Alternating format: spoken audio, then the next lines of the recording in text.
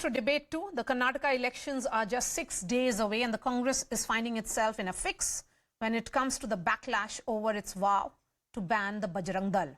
The Bajrang Dal and the BJP continue to rain fire on the Congress, accusing it of appeasement politics. The BJP claims the Congress is insulting Hindus by comparing the Bajrang Dal to the PFI, which faces serious charges of terrorism. There is now a divide in the Congress camp, as Veerappa Moily has said that there is no concrete proposal to ban the Bajrang Dal. However, speaking exclusively to CNN News 18, former Chief Minister Siddaramaiah has defended the party's manifesto, saying action will be taken against all those who threaten law and order. Meanwhile, it seems the Karnataka Congress chief is making a fresh Bhakti pitch, that is DK Shivakumar, vowing to build Hanuman temples across Karnataka if voted to power. He made the statement after visiting a Hanuman temple. With the polls around the corner, has the BJP successfully cornered the Congress, namely when it comes to the Hindutva epicenter of coastal Karnataka? Is the Congress now struggling to control the political damage and achieve a uniform stand? Finally, will this issue deliver a major dent to what the BJP wants, which is of Congress vote tally?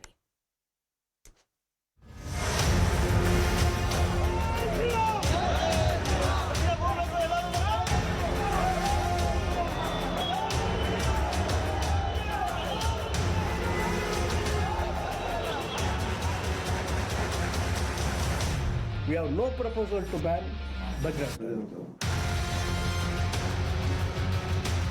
Those who are indulged in hate politics, such organizations we are going to ban. Congress ಪಕ್ಷ ಅಧಿಕಾರಕ್ಕೆ ಬರ್ತದೆ.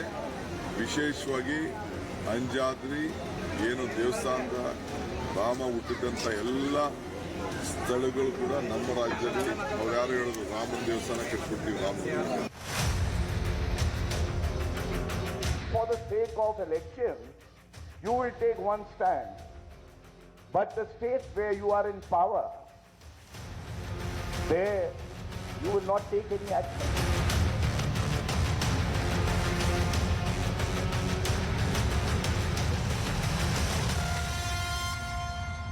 Joining me now, Tejaswini Gowda, former MP of BJP, Shatabdi Shivanna, Congress spokesperson, Vinod Bansal, VHP, and Smita Prakash, editor of ANI. I'm going to begin with you, Smita. Who laid the trap of Hindutva for the Congress?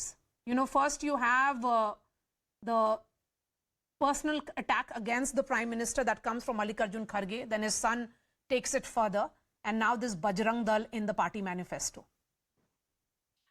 Maria, it is really surprising. You're right as to call it a trap because, the Congress bench strength in Karnataka is really strong. They've got stalwarts out there who fought several elections, both state level and central level. So who in the party decided to do this is really strange.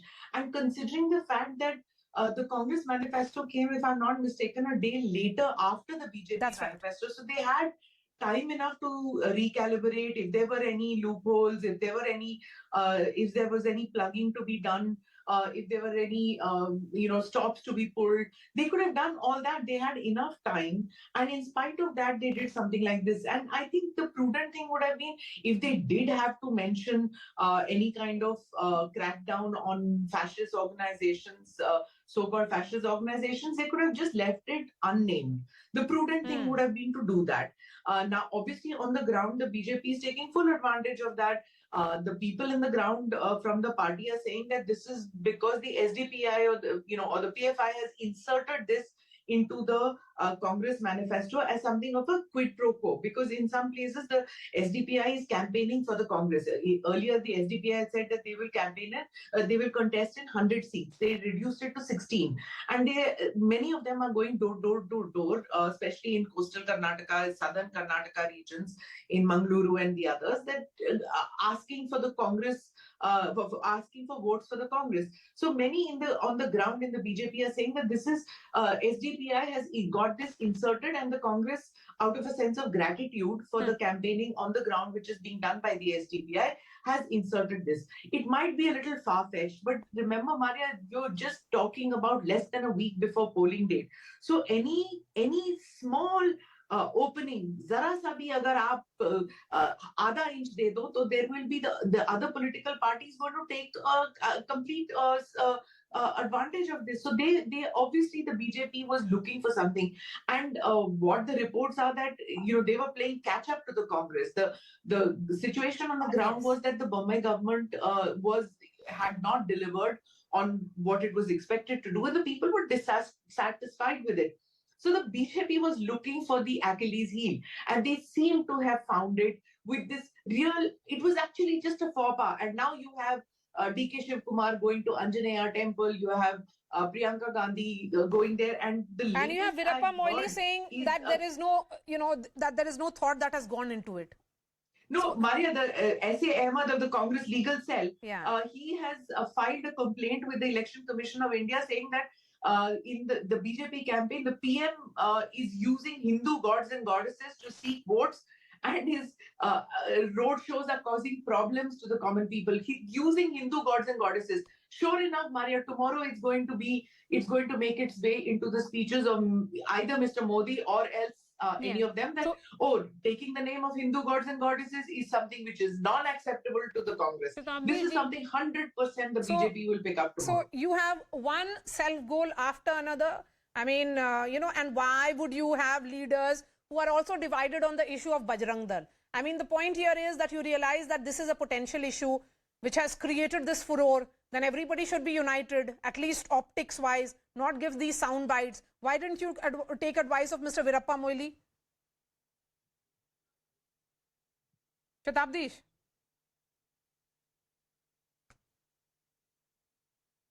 if you can hear me. I think we have lost that line with Shatabdish. We'll try and fix that. Tejaswini, how much of this... Shatabdish, if you can hear me now?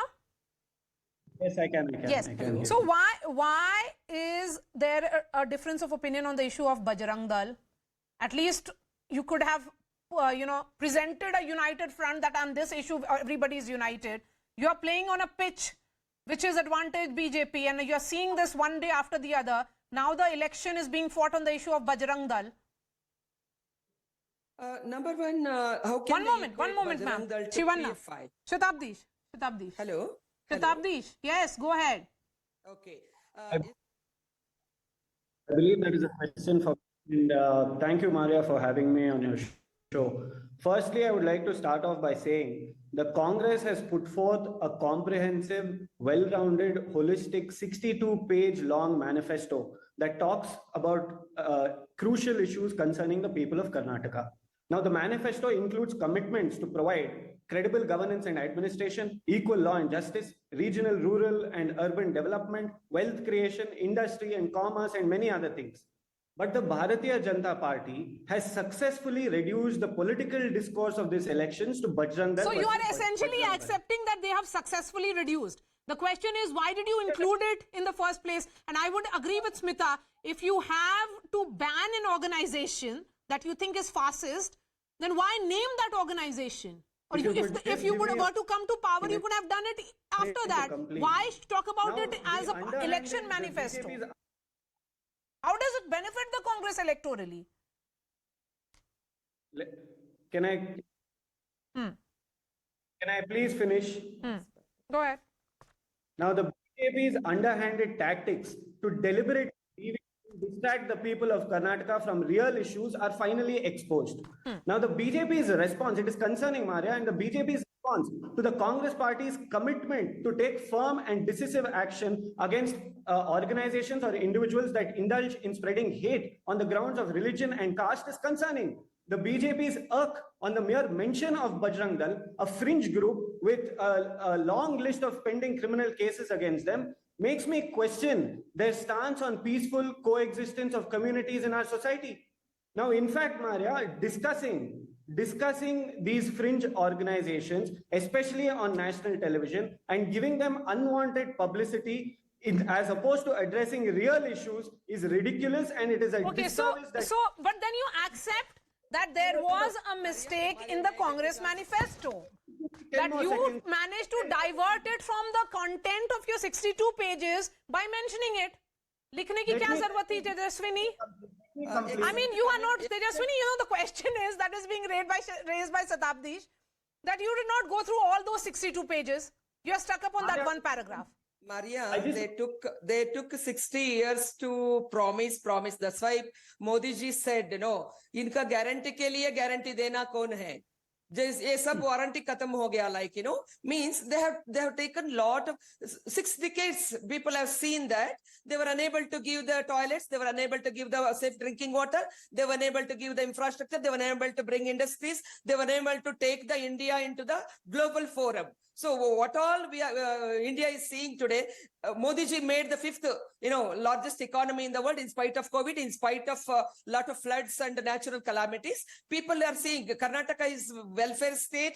People are very happy. Look, we raised from the Garibon ka Gar ko 2 lakh rupees to 5 lakh rupee. Why these people have not done? We have earlier sanctioned 7 lakh houses. Today we have sanctioned 10 lakh houses, 2 lakh houses per year, Maria. And also this किसानों का empower करने के लिए हमने इनका loan waive कितना किया? Like they have just cleared 8,000 rupees that No, who have taken the loan. then why aren't you talking about your report card?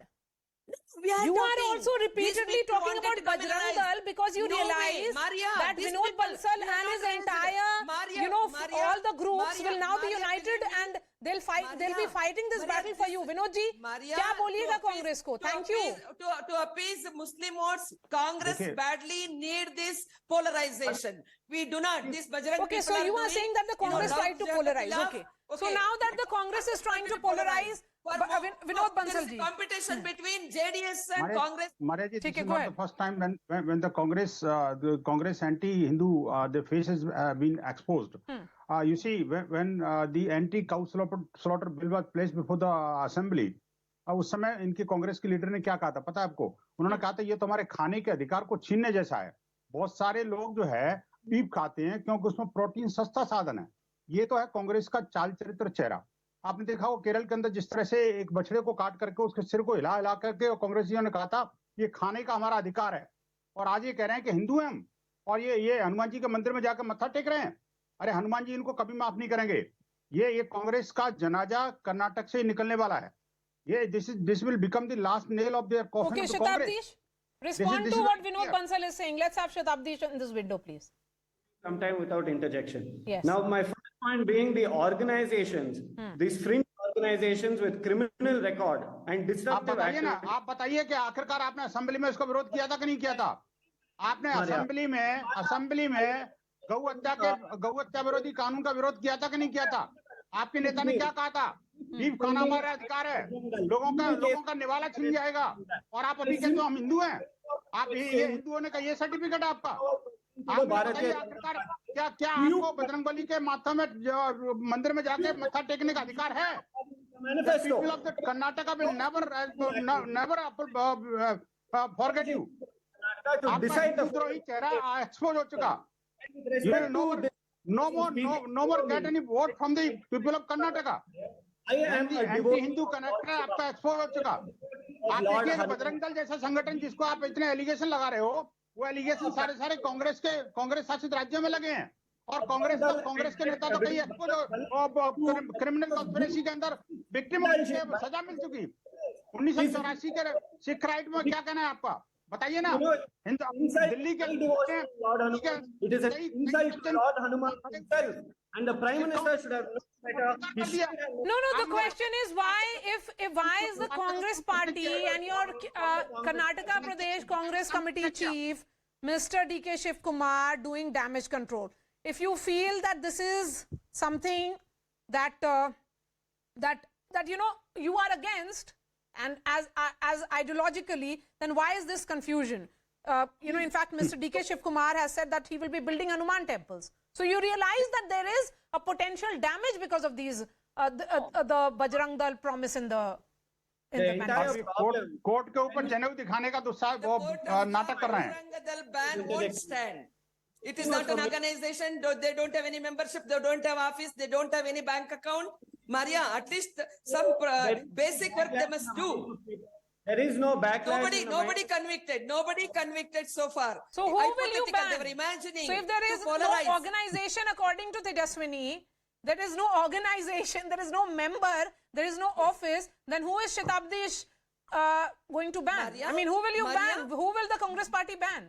Exactly, that's what I'm questioning. Okay, Shatabdi, You see, yes. whatever they do under the constitution, And then I'll give the final word to Smita. Please go ahead, the court Shatabdi. of law, they must do. These are the individuals having some faith to do something in the name of God. They wanted to serve the society in different domains. Shatabdi, please it go won't ahead. stand in the court of law.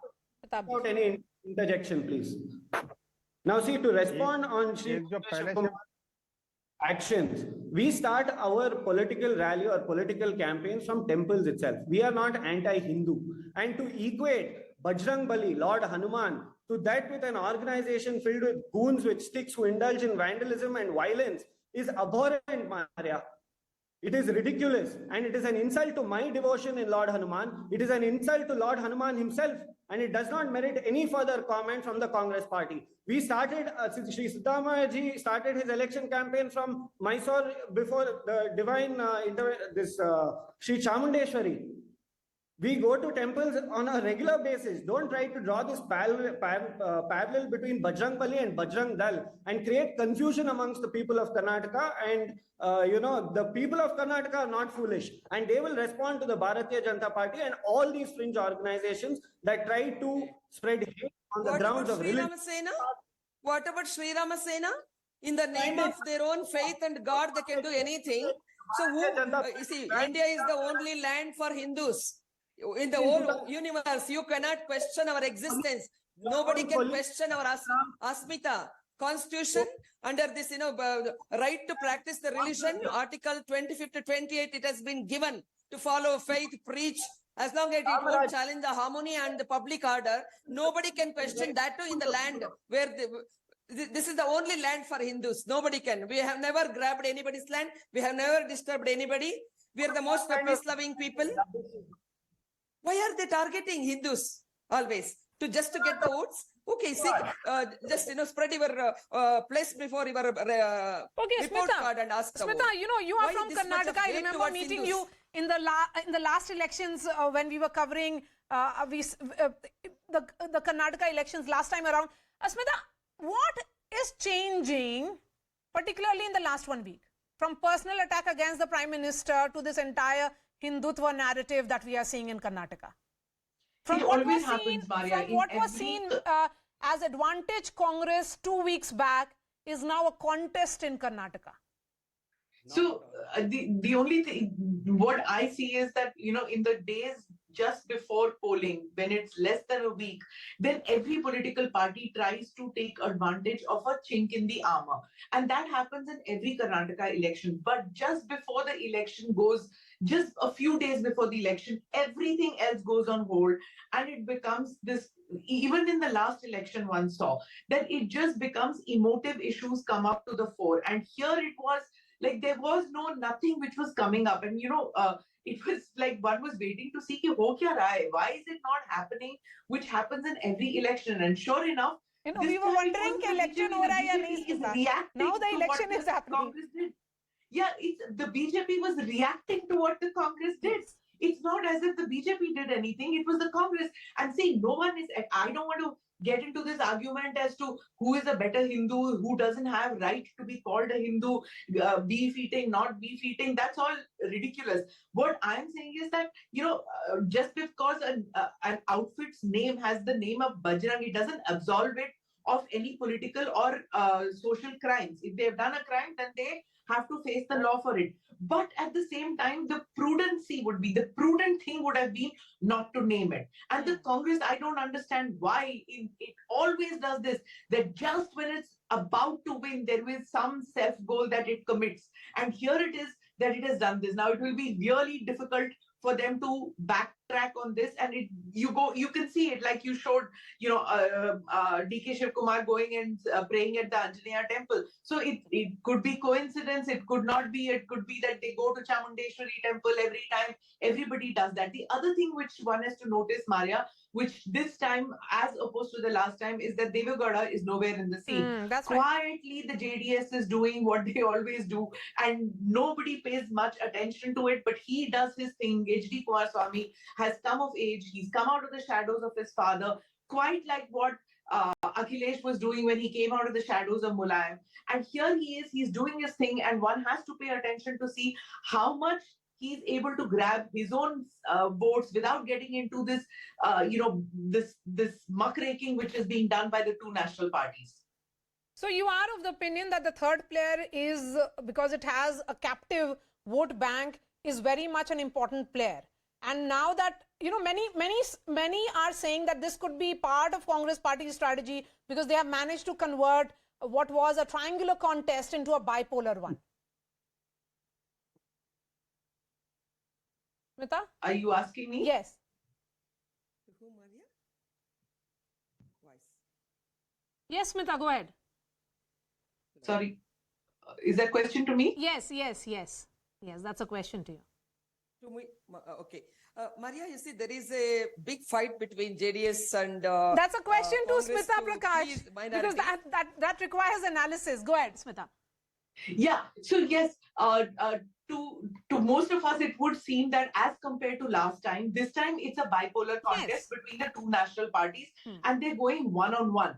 But you can, at least after covering so many elections, Maria, you would have also noticed that predicting elections is something which is so hard to do. You can have all the data, and it's better not done. And there'll be one person whom you've ignored during the election, jo piche se aage aa jata hai, and you wonder, why did I leave that guy out of the whole scenario? Why did I not cover that as much as I should have covered? Because you never know. With the third party scenario in India, it's always something to watch out for.